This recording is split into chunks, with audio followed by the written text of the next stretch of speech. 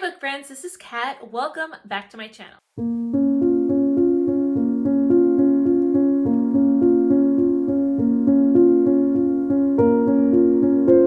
So I am doing a lot of batch filming today, so that's why I look the same as my previous video. Anyways, today is going to be a late video and I apologize for that, but I'm also going to add May's pile of possibilities in this video as well, so that way I won't have to worry about filming.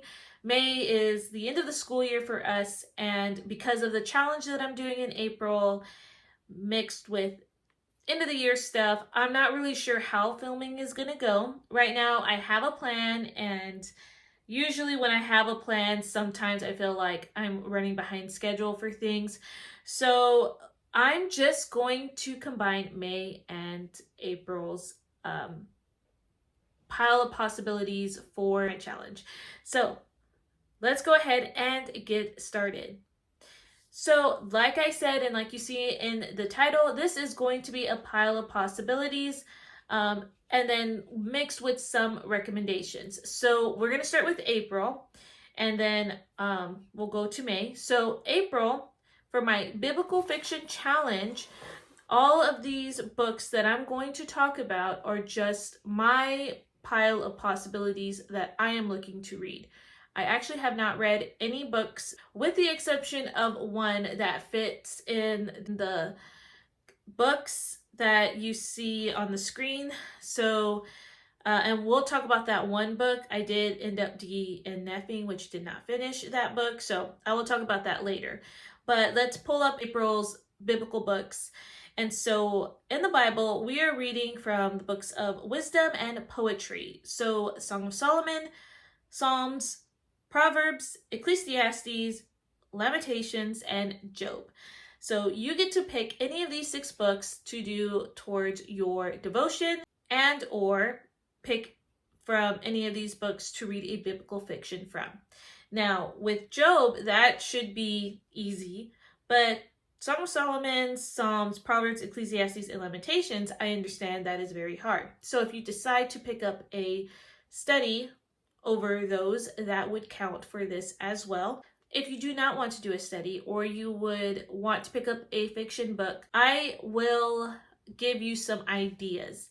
Now, for the Song of Solomon, I'm just going to go down the list. So, Song of Solomon was written by Solomon, King Solomon, and I know that there are some books that could be allegories based off of the Song of Solomon. But if you do not want to read an allegory book, any book that mentions Solomon in it would count for this. So I am allowing that. So on my pile of possibilities, I do have 2 books that I could pick for this. At time of filming, by the way, I have no idea which book I want to pick. I'm just going to see what book I feel like in the mood for during the month of April.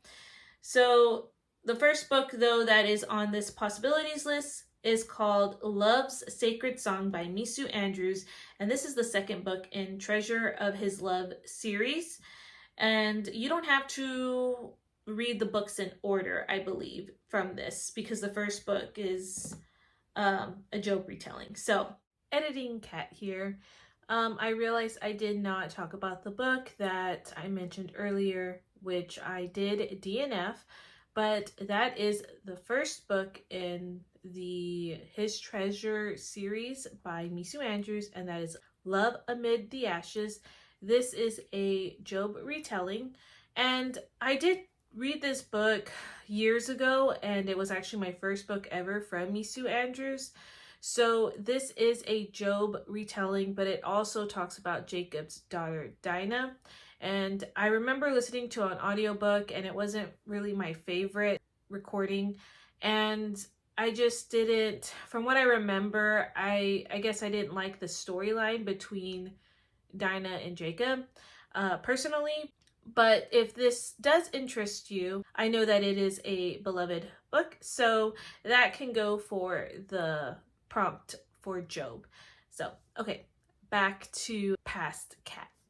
This one basically says, standing in the shadow of his famous father, young King Solomon wavers between fear and bravado, longing for a love that is true and pure, a love that can be his cornerstone.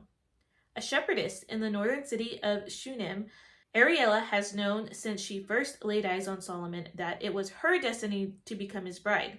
When her father secures a promise from Solomon to marry Ariella as a treaty bride to help unite the kingdom, it seems her dreams will come true.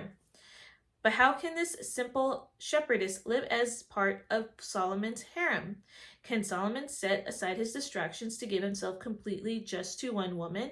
Or will he let duty, deception, and the daily routine divide his heart? So, that is one book. And the other book I have as a possibility is The Bride, an allegory based on the Song of Solomon by Rhonda Calhoun. And this was recommended to me from someone at my church. And I've never read from Rhonda Calhoun. So this seemed interesting enough, but it just is basically an allegory based off of the Song of Solomon. Goodreads doesn't really have a good description of it. So there is that one.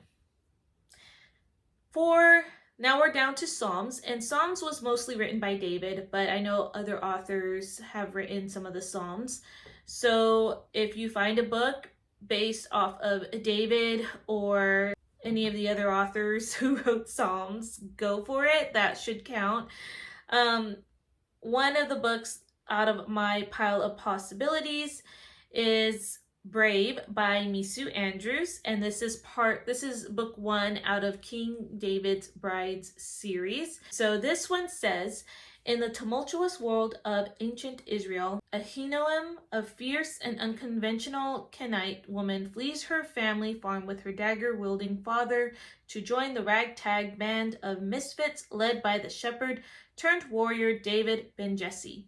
As King Saul's treasonous accusations echo through the land, Ahinoam's conviction that David's anointing makes him Yahweh's chosen king propels her on a perilous journey to Moab, only to encounter hardship and betrayal. Amid the unforgiving Judean wilderness, Ahinoam forges an unexpected bond with David's sister Zuriah. Through her Kenite metal-working heritage, Ahinoam gains respect among David's army, and the soldiers' wives offer friendship. However, scarred by painful past relationships, Ahinoam isolates to avoid new friendships and refuses to acknowledge her growing feelings for the renegade king. And I'm going to just stop right there. So, that one I know Katie had read last year as part of her group read for her journey through the Bible. So, that one is a very strong contender for me. Okay, the next one that I have, Bathsheba's story in Francine Rivers' book, Lineage of Grace. And so that one could be a possibility. The next book is part of a series called the Ordinary Women of the Bible series. And this is written by many different authors, and you can actually read them out of order. This one was written by Diana Wallace Taylor and Elizabeth Adams, and this is called Pursued by a King, Abigail's Story. It says, a sense of unease settles over Abigail as she learns of her father's choice for her husband. Something about the way Nabal of Maon looks at her makes her uncomfortable, but no amount of pleading can convince her father that there is more to Nabal than what they see. Abigail is sentenced to a life with a volatile, unpredictable man. When David, the rumored next king of Israel, approaches Nabal seeking the customary kindness of strangers, Nabal turns him away, incurring the future king's wrath. Abigail must be swift to act in order to save her household. Nabal collapses, never to rise again, upon hearing the news of David's wrath and Abigail's actions to appease the future king. And when David's men appear at her doorstep with an offer of a new life, Abigail must choose between returning to her father's home or embarking on the adventure of a lifetime. This one also sounds like an interesting read. The next book I have is from the Extraordinary Women of the Bible series. Again, this is written by multiple authors, and you can read the books out of order. This one's technically book 8. This is A Heart Restored, Michael's Story by Beth Adams. Either it's pronounced Michael's or Michal's, I don't know, so I'm just going to say Michal's. So this says, Michal, the youngest daughter of King Saul, is sure she has found love with the handsome David, who defeated the giant Goliath and has grown into a mighty warrior. Despite her father's wariness toward David, he agrees to their marriage, and Michal is positive that she has found her happily ever after. But Michal slowly comes to realize that David has more than love on his mind. He knows that God has chosen him as Saul's successor, but only if he survived Saul's attempts on his life. After Michal helps David escape her father, he abandons her, leaving her to face an uncertain future. Can Michal trust God to take care of her when her whole world is turned upside down? So that is all the pile of possibilities that I have found. So any of those books I might pick up. So let's go ahead and see May's books. So in May, we have the groupings that are the prophets. 4 major prophets and 12 minor prophets.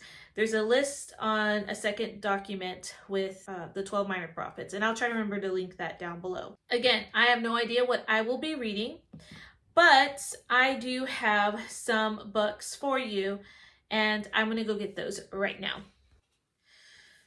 So some of these books you're going to recognize because they have overlapped with other months. So the ones that you have seen already are Harvest of Rubies and Harvest of Gold. So this duology is set during Nehemiah, the prophet Nehemiah's time, and this is the cousin to Nehemiah. And if you particularly love a marriage of convenience story or arranged marriage story, I would recommend these two. The first one is Harvest of Rubies, and the second one is Harvest of Gold. The next book I will recommend is The Hidden Prince, and this is book 1. The other one I showed you was The Peasant King, which you could read as well, but she is from the household of Daniel. And so this one says, Karen, a gifted young Jewish scribe in the household of Daniel, learns languages and swordsmanship alongside the great man's sons and their friend Jared. But a tragic accident changes the course of her life, and she finds herself far from home, charged with a mysterious task to teach a shepherd boy to be a lord. She soon hears hints of the child's true parentage and realizes she must protect him from a bloodthirsty king. Though Jared struggles to forgive Karen, he still travels over mountains to fetch her back to the safety of home. When he discovers the secret identity of Karen's pupil, love battles bitterness as Jared joins Karen on the journey of a lifetime to save the boy who may one day deliver their people from captivity in Babylon. So I enjoyed this series a lot, and if you've already read this one, maybe The Peasant King could be the next one, but this one does talk about Daniel a little bit in that, and he is one of the 4 major prophets. Okay, the next one that I have read is Isaiah's Daughter by Misu Andrews, and this one is about Isaiah, who is also a major prophet, and it really goes through the book of Isaiah as well, so I really enjoyed it. This is a very hard book too, especially in the beginning, dealing with like child sacrifice, and there's just a lot Isaiah's daughter and the love interest kind of go through. So I would recommend this book. It also talks about King Hezekiah in the Bible as well. The other 3 books are going to be ones that I will be choosing from. One of them is Of Fire and Lions by Misu Andrews, and this is also the second book of the series Prophets and Kings. So this one is about Daniel in the lion's den. The next book is the 3rd book in that series, and that is Isaiah's Legacy. So it completes the series. And then the last book I have as a possibility is called Of Gods and Kings by Lynn Austin. And I know that Morgan and Morgan Endless Library had mentioned Lynn Austin, and I've read her more historical fiction books, but this will be my first like biblical fiction from her. So this one says, though born the second son of King Ahaz, Hezekiah is not protected from his father's perverted attempts to gain the favor of the idol Moloch. Terrified and powerless at the foot of Moloch's altar, Hezekiah encounters for the first time the one true God of his royal ancestry, Yahweh. And then I'm just going to stop right there. So this is part of her Chronicles of the Kings series. So that one could also be a possibility for me in May. Okay, so I hope you enjoyed this video, and if you are a planner, you can already think about what you may want to read in May. All right, as always, if you have any questions, please leave them down below. If you have any suggestions for other readers out there to help with these prompts, go ahead and put them down below.